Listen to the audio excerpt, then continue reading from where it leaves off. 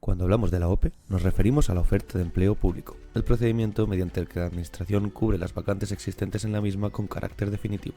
Al tratarse de administraciones públicas, la selección del personal está sometida a una regulación que debe atender a los principios de publicidad, igualdad, mérito y capacidad. En concreto, en la última convocatoria para las plazas de Medicina de Familia y en la Atención Primaria en Murcia, esta selección tuvo lugar mediante un examen que se realizó el pasado mes de diciembre de 2023 y que constaba de 150 preguntas. Medicina ONER presenta el tercer capítulo de nuestra serie de video podcast en la que analizaremos este examen. En él trataremos las preguntas de la 21 a la 30 y hablaremos de la longitudinalidad, la atención al paciente inmigrante, las sulfonilureas, los antidiabéticos orales en la insuficiencia cardíaca, la elaboración de guías de práctica clínica, los antagonistas del calcio, el tratamiento médico óptimo de la insuficiencia cardíaca, los efectos adversos de los antidiabéticos orales, la entrevista motivacional y el índice paquete año de consumo tabáquico. Comenzamos.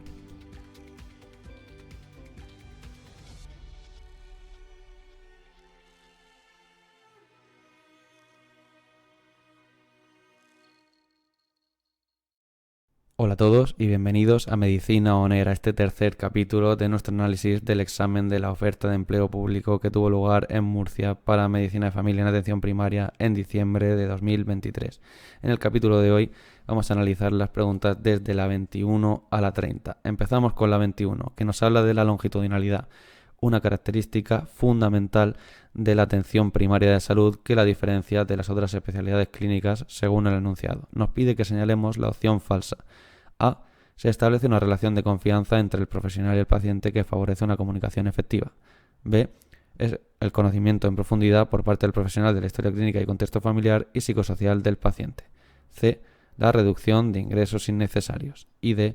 El aumento de consultas a servicios de urgencias. Nos pide la falsa y sabemos que la longitudinalidad es una característica buena, por eso es bueno que los contratos del médico de familia sean largos, a poder ser lo más largos posibles, y no aumenta las consultas a los servicios de urgencias, sino que disminuye las mismas. La longitudinalidad, para hablar un poco de ella, es la relación estable y mantenida en el tiempo entre el mismo médico y sus pacientes. Aunque puede darse en otros ámbitos, es característica del primer nivel asistencial y puede darse con las enfermeras y otros profesionales de la atención primaria que tengan una relación duradera con el paciente a lo largo de la vida. Esto crea una relación de confianza, por lo que la A parece verdadera, de conocimiento mutuo, por lo que la B parece verdadera, y compromiso que favorece una asistencia más humana y más segura. La longitudinalidad lo que tiene es que facilita la atención preventiva y al conocer al paciente los síntomas de manera precoz, evitando sobrediagnósticos, evitando la medicalización y los eventos adversos derivados de la sobreexposición a pruebas y tratamientos innecesarios. Por tanto, y esto es lo importante, disminuye la derivación a especialistas de segundo nivel, reduce las visitas a los servicios de urgencia y disminuye los ingresos hospitalarios y la mortalidad, por lo que la C es verdadera y la D es falsa. Esto es curioso porque en este estudio, que ahora después os dejo en la siguiente diapositiva la bibliografía, nos habla de que existen muy pocos tratamientos e intervenciones sanitarias que hayan podido demostrar una reducción tal de los eventos adversos sanitarios como la longitudinalidad, por lo que es muy importante que nos mejoren a todos los contratos. La pregunta 22 nos habla de qué tipo de patología es más frecuente en pacientes inmigrantes. Esta OPE es muy social y aquí nos quiere concienciar un poco sobre la atención al paciente inmigrante. Ya vamos a ver que la más típica y la más frecuente es la ocasionada por problemas psicosociales. Y aquí volvemos, como en el primer capítulo de esta serie, a los determinantes de salud, que son elementos culturales y sociales, como ya habíamos hablado, y que son el conjunto de factores personales, sociales, económicos y ambientales que determinan el estado de salud de los individuos o las poblaciones.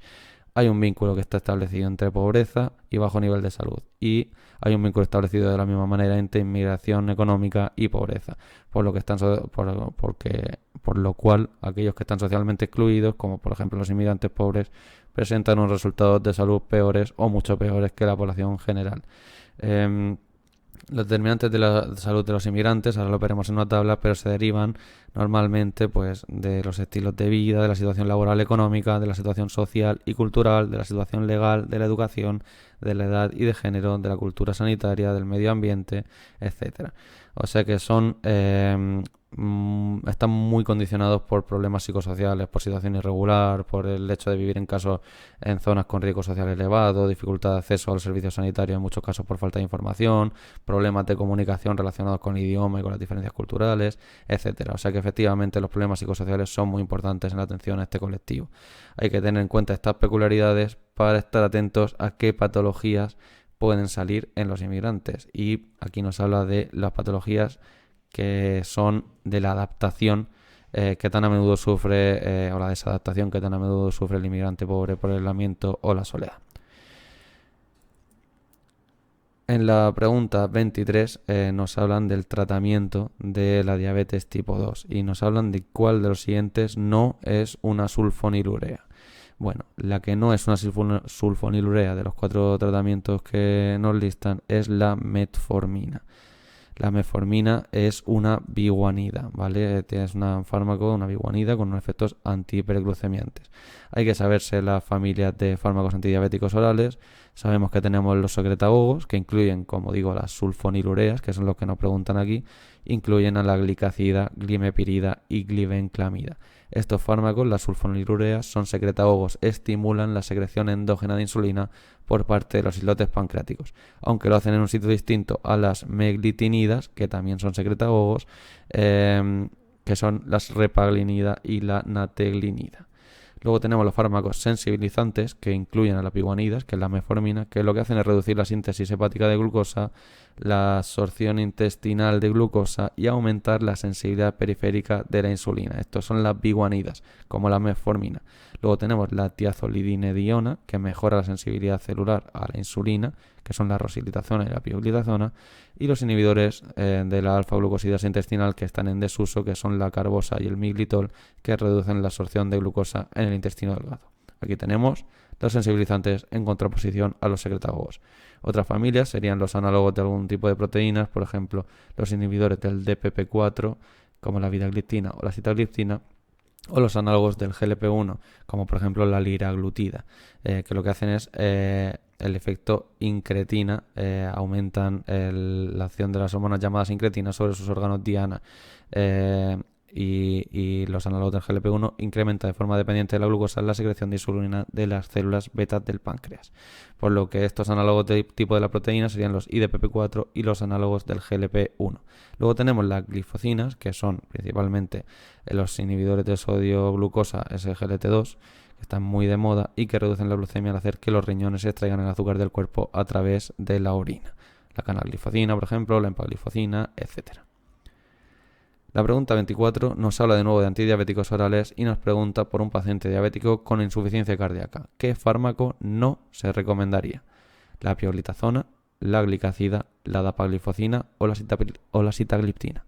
Aquí hay que saberse una tabla bastante más extensa con las reacciones adversas o con los efectos adversos de los fármacos antidiabéticos orales y sus contraindicaciones. Y veremos que no se recomienda la pioglitazona porque tiene en su ficha técnica descrito retención hídrica e insuficiencia cardíaca, que encima, si se combina con insulina, es mayor, ya que la insulina tiene unos efectos parecidos de retención hídrica.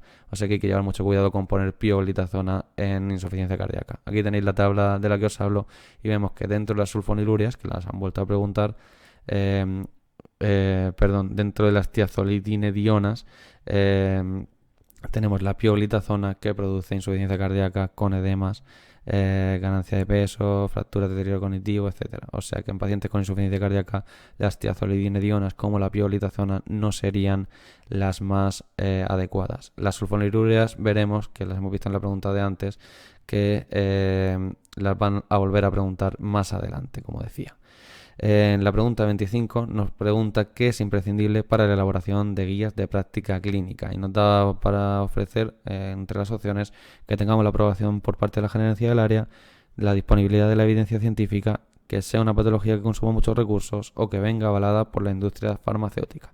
Bueno, pues para elaborar una guía de práctica clínica lo más importante es que haya disponibilidad en la evidencia científica.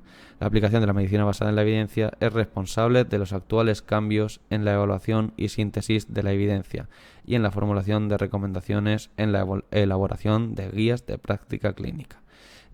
Aquí hay en la guía Fisterra hay un artículo sobre cómo elaborar guías de práctica clínica y nos dan unos pasos que sería la selección del tema, la formación del grupo, la formulación de preguntas clínicas, la búsqueda y selección de la evidencia, por lo que está necesaria, la evaluación y síntesis de esta evidencia, la revisión externa, la edición de la guía y posteriormente la actualización de la misma. En la pregunta 26 nos dice cuál de las siguientes no es una indicación de primera elección de un bloqueante de los canales de calcio en un paciente hipertenso. Y nos ofrece pacientes ancianos, B, insuficiencia cardíaca con fracción de eyección reducida descompensada, C, angina de pecho y D, arteriopatía periférica. Vemos que no es una indicación de primera elección la insuficiencia cardíaca con fracción de eyección reducida descompensada. ¿Por qué?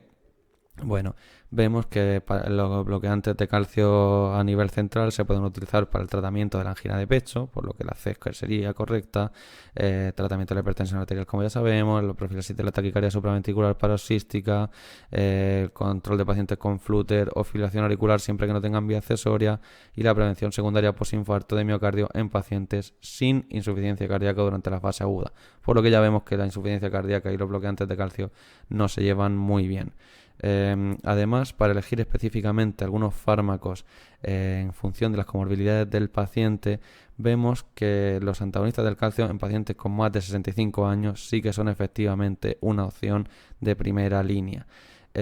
Además, vemos que en estos bloqueantes de calcio a nivel central tenemos la insuficiencia cardíaca con fracción de eyección reducida de menos de 35% y o presión de enclavamiento pulmonar por encima de 20 milímetros de mercurio como contraindicación. O sea que esta insuficiencia cardíaca descompensada sería con la fracción de eyección reducida sería una contraindicación de los bloqueantes del calcio, excepto cuando sea secundaria una taquicardia supraventricular que sea susceptible a una terapia con verapamilo. Otras contraindicaciones, como digo, son la hipersensibilidad al fármaco, los bloqueos auriculoventriculares de segundo o tercer grado, el síndrome del nodo sinusal enfermo, pacientes con flúter o fibrilación pero que tengan un tracto accesorio, como decía antes, una comunicación entre aurícula y ventrículo accesoria, o combinarse con fármacos como por ejemplo la ivabradina, que deprimiría mucho la frecuencia cardíaca.